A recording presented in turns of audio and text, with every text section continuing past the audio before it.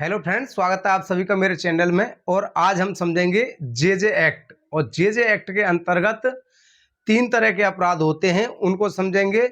साथ ही हम समझेंगे, ये हमने आज एक अमर उजाला की हेडिंग ली है, इसमें लिखा हुआ है नाबालिग छात्र पर प्राथमिकी लिखने में दरोगा समेत 3 पुलिसकर्मी निलंबित।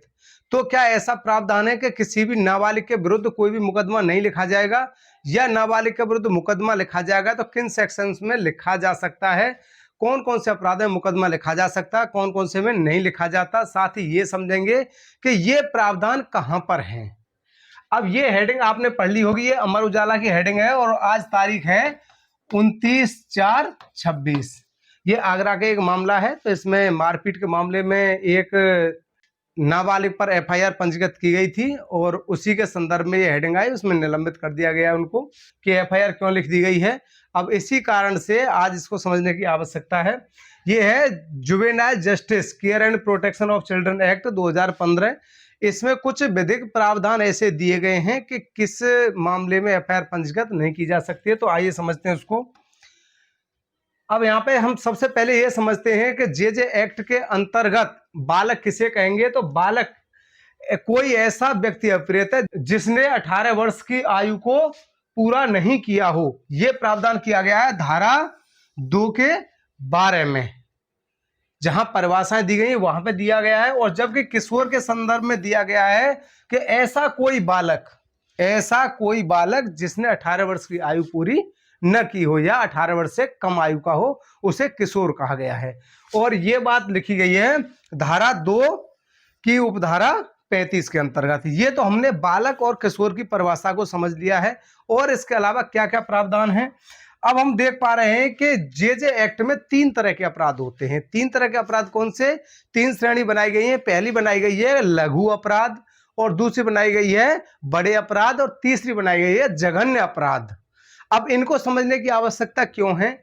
क्योंकि इसके अंतर्गत ही ये बात आएगी कि किस किस मामले में मुकदमा पंजीकृत किया जा सकता है किसी नाबालिग के विरुद्ध। और अगर मुकदमा नाबालिग के विरुद्ध पंजीकृत नहीं किया जाता है तब के बारे में क्या प्रावधान है उसको भी समझते हैं।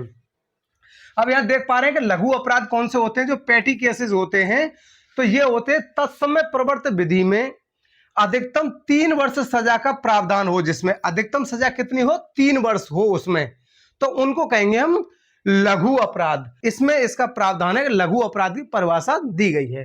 तो लघु अपराध आपकी समझ में आ गए होंगे, छोटे मोटे केस हैं जिनमें 3 वर्ष से सजा का कम का प्रावधान है, मतलब कि अधिकतम 3 वर्ष हो, तो उनको लघु अपराध कहेंगे। अब समझते हैं कि बड़े अपराध क्या होते हैं। बड़े अपराध सीरियस ऑफेंसेस क्या होते हैं कि तत्समय प्रवर्त विधि में, किसी भी विधि में, या तो बीएनएस हो या किसी कोई एक्ट हो, उसके अंतर्गत क्या है, 3 वर्ष से अधिक और 7 वर्ष से अनधिक, मतलब 3 से 7 वर्ष सजा का प्रावधान है उस कंडीशन में। साथ ही एक इसमें दूसरी कंडीशन और दी गई है। दूसरी कंडीशन क्या दी गई है कि 7 वर्ष से अधिक के अधिकतम कारावास का उपबंध है, किंतु कोई न्यूनतम कारावास या 7 वर्ष से कम के न्यूनतम कारावास का उपबंध नहीं है। तो इसका मतलब क्या हो गया कि किसी मामले में चाहे 8 वर्ष सजा का प्रावधान है या 9 वर्ष या 10 वर्ष सजा का प्रावधान है, परंतु उसमें न्यूनतम के कम से कम 7 वर्ष होना चाहिए। 7 वर्ष से अगर नीचे है या प्रावधान है ही नहीं, कहीं ये बात नहीं लिखी है कि कम से कम इतना दिया जाएगा, तो वो क्राइटेरिया दिया गया कि अधिकतम चाहे 20 वर्ष क्यों ना हो, अगर उस अपराध में न्यूनतम दंड की व्यवस्था 7 वर्ष नहीं की गई है तो उसके लिए बड़े अपराध की श्रेणी में आएगा। अब आ गया जघन्य अपराध किसे कहेंगे।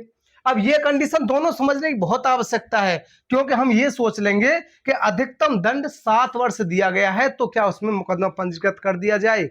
तो उसके लिए प्रावधान ये दिए गए हैं कि न्यूनतम 7 वर्ष होना चाहिए, तब वो आएगा जघन्य अपराध की श्रेणी में, जिस मामले में न्यूनतम 7 वर्ष सजा का प्रावधान होगा। अब यहां पे क्या दिया गया है कि अधिकतम चाहे 20 वर्ष क्यों ना हो, लेकिन न्यूनतम दंड की व्यवस्था जब तक नहीं की गई है वो बड़े अपराधी श्रेणी में आएगा। तो 3 वर्ष से 7 वर्ष एक क्राइटेरिया ये दिया है, और दूसरा क्राइटेरिया ये दिया है कि अधिकतम 7 वर्ष हो बेशक, लेकिन न्यूनतम दंड की व्यवस्था नहीं की गई है, तब भी वो बड़े अपराधी श्रेणी में आएगा। अब नेक्स्ट आता है इसमें जघन्य अपराध। जघन्य अपराध होता है कि जिसमें न्यूनतम दंड 7 वर्ष की व्यवस्था की गई है। कितने वर्ष की? 7 वर्ष की। न्यूनतम दंड 7 वर्ष और अधिकतम कितना भी हो सकता है, वो होते हैं जघन्य अपराध। अब हमने 3 तरह के अपराध समझ लिए जे एक्ट के अंतर्गत, लघु अपराध, बड़े अपराध और जघन्य अपराध। अब आता है वो नियम जिसमें यह व्यवस्था की गई है कि जघन्य अपराध में ही केवल एफआईआर पंजीकृत की जा सकती है नाबालिग के विरुद्ध। ये जो क्राइटेरिया डिवाइड किया गया है ये केवल जे एक्ट में किया गया है और जे एक्ट रिलेटेड है केवल बालक और किशोर से, तो ये उसी में लागू होते हैं, ना कि ये जघन्य अपराध, बड़े अपराध या छोटे अपराध बीएनएस, बीएनएसएस या अन्य किसी एक्ट में लागू होते हैं। जहां जे एक्ट की बात आएगी, जहां किसी बालक की बात आएगी, जहां किसी किशोर की बात आएगी, वहां पर ये तीनों क्राइटेरिया लागू होते हैं। तो आइए समझते हैं उस नियम को। जो नियम दिया गया है, यह नियम दिया गया है किशोर न्याय बालकों की देखरेख और संरक्षण नियम 2016। अब 2 बातें आ गई निकल करके कि अभी एक के पीछे लिखा हुआ था अधिनियम और इसके पीछे लिखा हुआ है नियम। तो क्या होता है इसके बारे में समझते हैं कि जहां पर कोई एक्ट बना होता है, जैसे जे एक्ट बना है, SC/ST एक्ट बना है, उसको लागू करने के लिए जे रूल्स बने हुए हैं, जे जुवेनाइल जस्टिस रूल्स बने हुए हैं। आदर्श रूल्स 2016 में आए थे ये। इसी प्रकार से SC/ST एक्ट को लागू करने के लिए SC/ST रूल्स बने हैं। उस रूल्स के इसी किशोर न्याय बालकों की देखरेख और संरक्षण नियम 2016 के रूल नंबर कौन सा है? 8। रूल नंबर 8 का 1 ये पुलिस से रिलेटेड है कि पुलिस क्या कार्रवाई करेगी। इसी में ये व्यवस्था की गई है जिन मामलों में बालक द्वारा जघन्य अपराध किया गया है। कौन सा अपराध? जघन्य अपराध किया गया है, मतलब न्यूनतम 7 वर्ष सजा का प्रावधान हो, जिसमें अधिकतम कितना भी हो सकता है उस मामले में। और दूसरा मामला दिया गया या बालक द्वारा ऐसा अपराध वयस्कों के साथ सम्मिलित होकर के किया गया है या अवकथन किया गया है उसका, उस मामले के सिवाय इन 2 कंडीशन में ही कि या तो वयस्कों के साथ सम्मिलित है, उसमें अन्य कोई भी वयस्क सम्मिलित है, मतलब 18 वर्ष से ऊपर के व्यक्ति शामिल हैं, उनके साथ मिलकर के अपराध किया है तब की कंडीशन में, या कोई जघन्य अपराध किया है। इन 2 कंडीशन में ही नाबालिग के विरुद्ध एफआईआर पंजीकृत की जा सकती है, अदरवाइज एफआईआर पंजीकृत नहीं की जाएगी।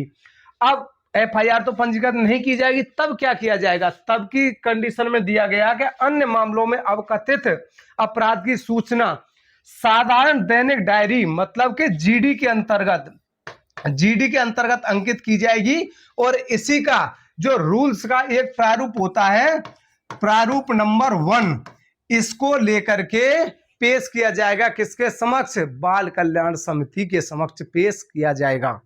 उस दैनिक डायरी को जो जीडी है और इस परफॉर्मा को, इसके अंतर्गत बालक की सामान्य पृष्ठभूमि आदि भरी जाती है, इसको लेकर के पेश किया जाएगा। अब एक कंफ्यूजन रहता है पुलिस को, अक्सर कंफ्यूजन ये रहता है कि एफआईआर कोई व्यक्ति पंजीकृत कराने के लिए आता है तो उसमें उम्र नहीं खुली होगी उस नाबालिग की। निश्चित रूप से अगर कोई व्यक्ति नाबालिग है, या ऐसा हो सकता है कि अज्ञात में एफआईआर पंजीकृत होती है, उसके बाद में किसी व्यक्ति को पकड़ा जाता है जिससे माल बरामद हो गया, मान लो कोई चोरी का माल बरामद होता है और पकड़ लिया गया, तब की कंडीशन में वो नाबालिग है तो उसको तब की कंडीशन में पकड़ा जा सकता है, तभी उसे किशोर न्याय बोर्ड के समक्ष पेश किया जाएगा।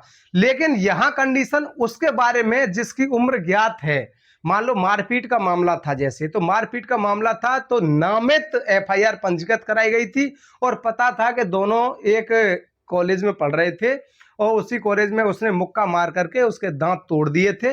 ये मामला था, आगरा का सिकंदरा का मामला है ये, जो अभी हमने हेडिंग देख रहे थे जिसमें सस्पेंशन हुआ पुलिसकर्मियों का। तो इन कंडीशनों को देखा जाता है कि अब वहां पर पुलिस को ये पता ही नहीं है कि उसकी उम्र कितनी है, जहां अज्ञात में एफआईआर लिखी गई है। लेकिन जहां पर पुलिसकर्मी को ये बात पता है कि ये इसकी उम्र इतनी है, उस कंडीशन में एफआईआर पंजीकृत केवल जघन्य अपराध में होगी, अन्य किसी अपराध में नहीं होगी। तो आशा करता हूं ये तीनों तरह के अपराध समझ में आए होंगे, और अगर वीडियो पसंद आया हो या टॉपिक समझ में आया हो तो लाइक करें, वीडियो को शेयर करें और चैनल को सब्सक्राइब करें। Thank you.